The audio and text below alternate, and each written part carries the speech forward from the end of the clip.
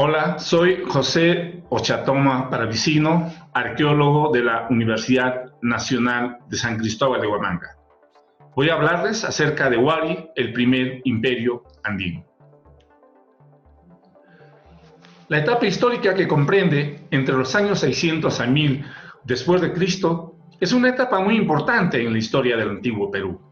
En esta etapa conocida como Horizonte Medio o época del Imperio Huari, aparece una organización política centralizada con una clase poderosa y rica que vivía en una ciudad planificada. Esta cultura tuvo su origen en las manifestaciones culturales que se dieron en el periodo anterior, identificada con la cultura huarpa, caracterizada por su desarrollo en la tecnología hidráulica y que tuvieron un fuerte proceso de interacción con las culturas Nazca de la costa sur y Tiwanaku del altiplano. Mediante conquistas y alianzas, llegó a dominar un gran territorio desde Lambayeque y Cajamarca por el norte hasta Arequipa y Moquegua por el sur, incluyendo la selva del departamento del Cusco. En todos los pueblos sometidos, impuso su religión y sus concepciones artísticas, especialmente la planificación urbana, expresada en patrones urbanísticos similares a la ciudad capital, como Piquillarta en el Cusco, Cerro Baúl en Moquegua, Cajamarquilla en Lima, Huaricoto y Vilcahuaín en el Callejón de Huaylas, Viracocha Pampa en Huamachuco, entre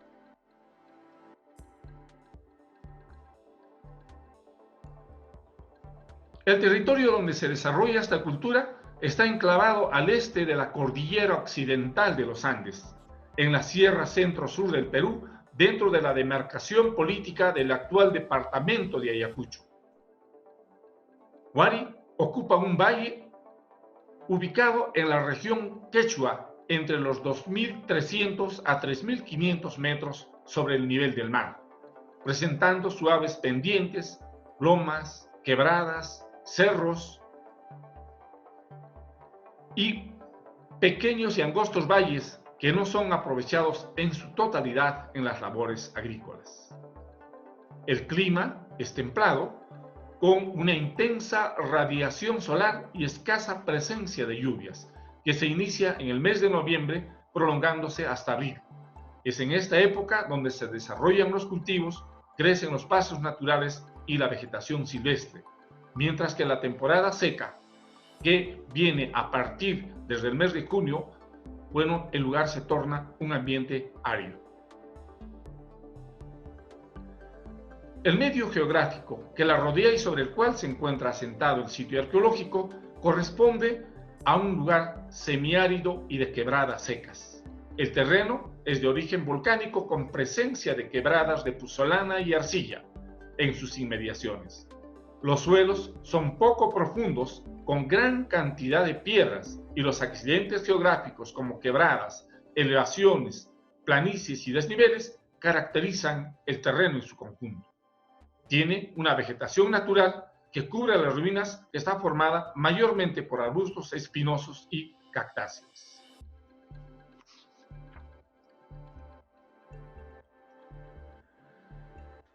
A pesar de que las condiciones ambientales no eran las óptimas para la agricultura, ya que la capa arable era muy delgada o por la misma composición del suelo, los Huari impulsaron la agricultura intensiva, construyendo grandes obras hidráulicas como canales, reservorios, andenes en las pendientes de los cerros, tal como apreciamos en el Valle del Torobamba en San Miguel, en el Valle de Huarpa en Huanta, y complementaron su economía con la ganadería de camélidos, entre ellos las llamas y las alpacas, que se alimentaban de los pastizales de las zonas altas, el cual les proveía no solo alimentación, sino la materia prima para el desarrollo de la textilería.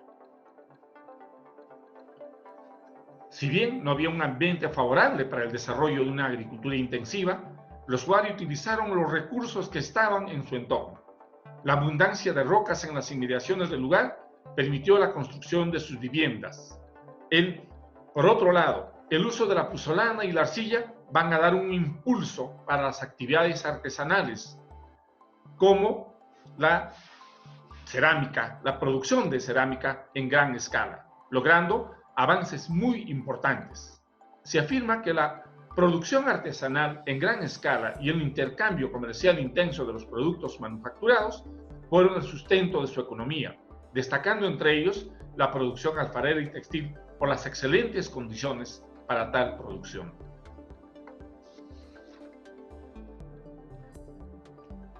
Hay pocas dudas de que Huari fue un estado imperial con una clase poderosa y rica que vivía en la ciudad.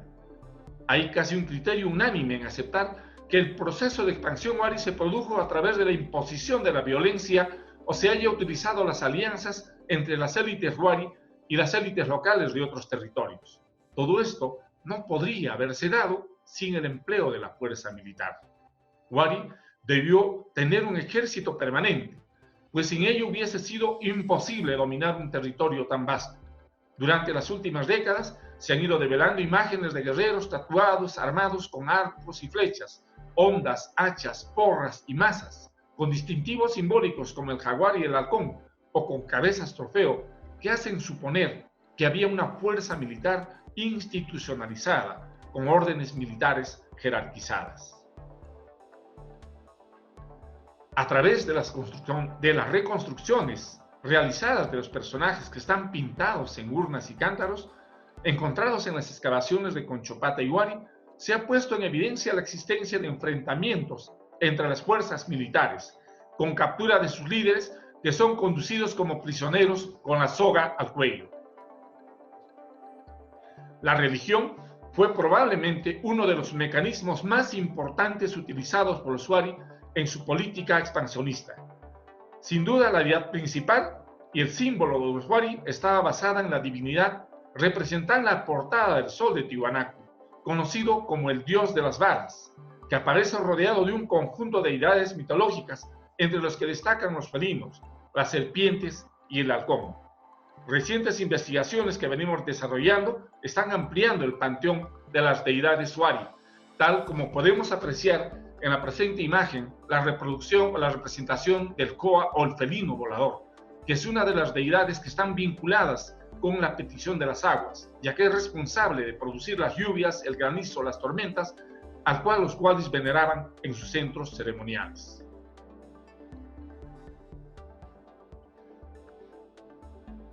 Las referencias de Huari datan del año de 1548, en el cronista español Pedro Cieza de León da las primeras referencias de la existencia de unas grandes edificaciones construidas por unos hombres altos, blancos y barbados. Las investigaciones científicas recién se producen a partir del año de 1942 en Julio Cetello, quien interviene en el sitio de Huari o Acaurara, conocido hoy como Chejoasi. Posteriormente, John Rowe, en 1946, realiza algunas prospecciones en el lugar y Bennett, en 1953, hace excavaciones en una corta escala, en lugar donde encuentra algunos talleres de alfarería. Y es precisamente el arco Hoyle, en 1948, quien va a definir las características imperiales de este estado que surge acá en Ayacucho. Luis Guillermo Lumbreras, a partir de la década de 1970, es quien más investiga y hace una propuesta acerca del carácter imperial, el cual viene siendo confirmado por las investigaciones que se vienen realizando en la actualidad. En el año de 1977, Mario Benavides, como parte de la Universidad de Huamanga, interviene en el sitio de Chejoasi. Posteriormente, William Isbell, en 1978, inicia un proyecto de una temporada de unos 2-3 años en el sitio de Moraduchay, reiniciando nuevamente el año 2015 en el sector conocido, muy cerca del Museo de Sitio. Luego González Carré, en 1982, realiza excavaciones junto con Bragairac en el sitio de Vegachay-Usmojo. Y a partir del año 2012 hasta el 2017, Marta Cabrera, con el Quien Habla, vienen realizando investigaciones en varios sectores de este complejo arqueológico.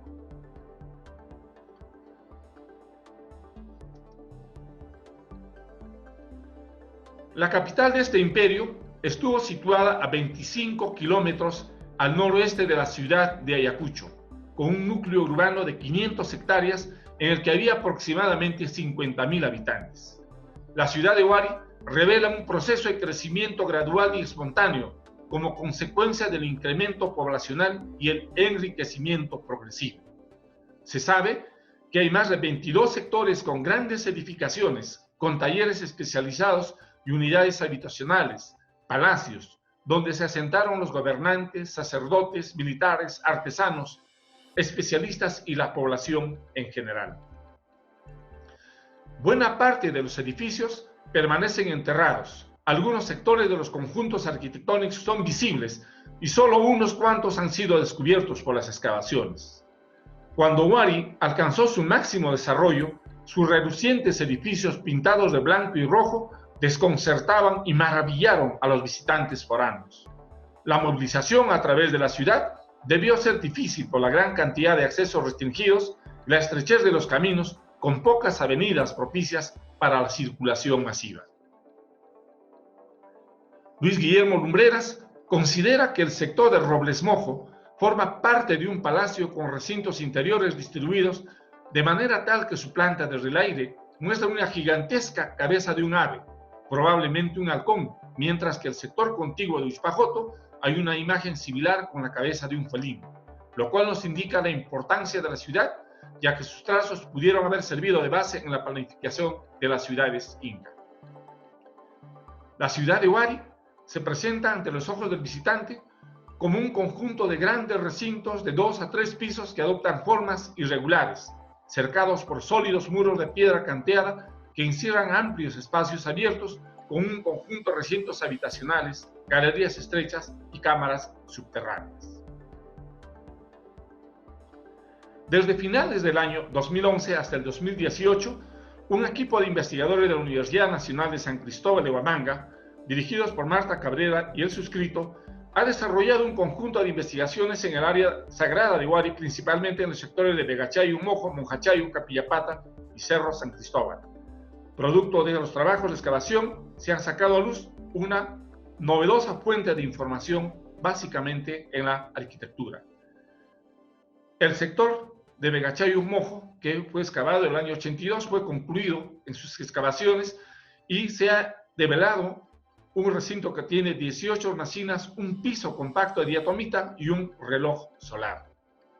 Es en este lugar donde se desarrollaron actividades como la astronomía por reloj solar, el culto a sus ancestros y sus deidades, que incluían quemas rituales. En los últimos años se han ido develando otros edificios en forma de D de distintas dimensiones, los cuales nos demuestra la importancia que tuvo la religión en esta sociedad. También se ha descubierto una piedra labrada, una piedra enorme de 7 metros de largo por 3 metros de ancho, que servía como una especie de un pozo que colocados verticalmente servía como un espejo de agua para ver el movimiento de los astros y el control del tiempo. Otros hallazgos son de las galerías semisubterráneas con fosas cavadas en su interior de 2-3 metros donde estaban sepultados algunos personajes importantes de esta sociedad. También hay mausoleos que corresponden a los gobernantes con toda su élite que la rodeaba. Hay también galerías o cámaras funerarias con 2 o 3 niveles que han sido reutilizados posteriormente en la época chanca para entierros posteriores. Entre los aportes importantes de los Huari es que ellos fueron los primeros urbanistas del mundo andino y produjeron una revolución que condujo a la existencia de una sociedad urbana caracterizada por la aparición de nuevos tipos de relaciones económicas y formas de producción. Ellos introdujeron las nociones y patrones novedosos en la formación de las ciudades en los Andes. Los centros administrativos estuvieron organizados en función de un eje y cerca de los caminos. Un buen ejemplo de planificación lo constituye la ciudad de Piquillacta en el Cusco. Hallazgos en Conchopata, una ciudad secundaria de la época Huari, donde muestra la existencia de especialistas en construcción de edificios, para los que previamente hacían maquetas antes de iniciar con una gran obra de envergadura. También en la ciudad hay espacios de unidades domésticas con un conjunto de canales subterráneos que bajan de paz debajo de las edificaciones. En las unidades y talleres se han encontrado contextos con unas herramientas de producción y acueductos para el consumo de agua en la ciudad. Las manifestaciones artísticas tuvieron un gran desarrollo, entre las que destaca la cerámica, la textilería y la escultura. En estas actividades se percibe que la tradición wari se originó en la época Huarpa, que absorbió en su seno y mezcló la experiencia de los Nazca y Tiwanaku, dando lugar a una manera diferente de hacer las cosas. El arte textil alcanzó un alto grado de desarrollo en su fineza y color, destacando los tapices considerados como los más finos del mundo. Otro de los elementos de la cultura material que destaca en los museos es sin duda la cerámica, que estuvo marcada por diferentes influencias, entre ellos Nazca y Tiwanaku. Fabricaron cerámica polícroma muy fina, orientada al uso de la élite, además de servir de la difusión de sus ideas religiosas. Representaron a sus dioses, principalmente al dios de los báculos, y hay también representaciones solo de cabezas de felino y halcones de frente. En realidad, la alfarería es diversa, habiendo también objetos de uso cotidiano decorados con motivos geométricos diversos dependiendo de la época y las fases finales de desarrollo de la sociedad. Antes de finalizar, quisiera destacar dos aspectos. Durante las investigaciones se ha determinado que el origen wari no se produce como se hacían las propuestas de una manera simultánea entre las influencias de Nazca y Tiwanaku. Lo que se ha determinado, de acuerdo a la secuencia de la estratigrafía, es que primero hubo una influencia Nazca. Las primeras edificaciones tienen evidencias de esta influencia con construcciones de adobes con columnas y con un conjunto de hornacinas de edificaciones de barro. Y el segundo aspecto que debo destacar es el descubrimiento de un mausoleo elaborado con piedras finamente talladas, que corresponde a la tumba probable de un dignatario. Este mausoleo, descubierto por Marta Cabrera, nos muestra un ejemplo de cómo los wari dominaron el arte del talla de la piedra, donde hay paredes que se han construido en un conjunto de pasadizos con un núcleo central, donde incluso pues, hay cabezas de llama y están encajadas finamente. Es todo lo que les puedo decir sobre wari. Muchas gracias.